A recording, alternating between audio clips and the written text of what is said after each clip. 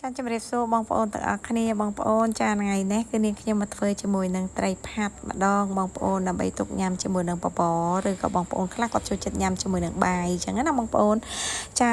តាមពិតត្រីផាត់គឺអត់មានអីពិបាកក្នុងការធ្វើទេបងប្អូនឲ្យតែយើងមានចាជាមួយនឹងត្រីប្រឡាក់គេហៅត្រីងៀតណាបងប្អូនត្រីងៀតហ្នឹងគឺជាប្រភេទ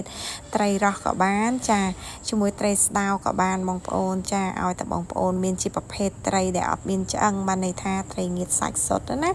ចឹងមុនពេលដែលយើងធ្វើគឺបងប្អូនត្រូវយកត្រីហ្នឹងទៅអាំងឲ្យបានឆ្អិនល្អសិនបងប្អូនចា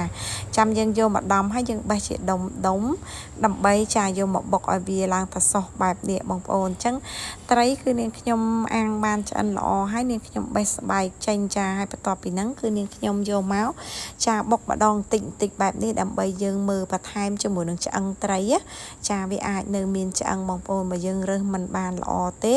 វាអាចពេលដែលយើងញ៉ាំទៅវាឆ្លាក់អីចឹងទៅណាបងប្អូនចាអញ្ចឹងគឺយើងបុកកុំបុកច្រើនពេកចាយើងដាក់ម្ដងតិ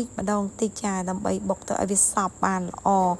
ហើយបន្ទាប់ពីយើងបុកបានសព្វល្អហើយគឺបងប្អូនចាទុកវាមួយដលៃសិនណាបងប្អូនចានេះគឺត្រីដែលនាងខ្ញុំអាំងហើយនាងខ្ញុំបេះ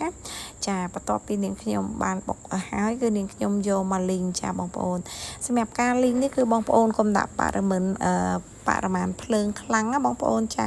គឺយើងដាក់បរិមាណភ្លើងតិចបំផុតបងប្អូនចាដើម្បីកុំឲ្យត្រីរបស់យើងឆាប់ខ្លោចហើយសំខាន់ឲ្យវាស្ងួតបានល្អទើបយើងរក្សាទុកបានយូរវាអត់ដុះផ្សិតចឹងណាបងប្អូនចឹងសម្រាប់ការលីងនេះគឺប្រយ័ត្នខ្លាំងមែនតើបើសិនជាបងប្អូនចា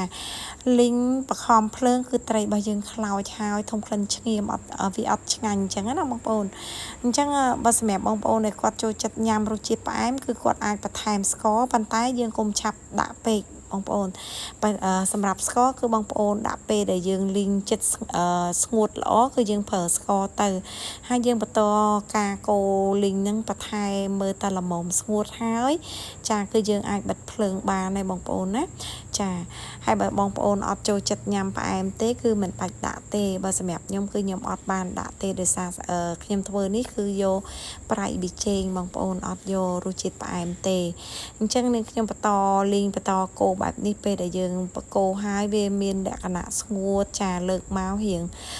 មើលទៅតសោះហើយចាតសៃរបស់វាឡើងបែបហ្នឹងហើយគឺជោគជ័យឯងបងប្អូនជាមួយនឹងត្រីផាត់នេះចាយើងលេងតស្ងួតបែបហ្នឹងទើបយើងអាចរក្សាទុកបានយូរវាអត់ឡើងផ្សិតណាបងប្អូនចាបើសិនជាបងប្អូនលេងវាអត់ស្ងួតទេគឺថាទុកទៅវាឆាប់ខូចបងប្អូនអញ្ចឹងសម្រាប់វីដេអូនេះគឺនាងខ្ញុំចាមានតែប៉ុណ្្នឹងទេអរគុណច្រើនសម្រាប់បងប្អូនដែលតែងតែមើលជាមួយនឹងវីដេអូនាងខ្ញុំ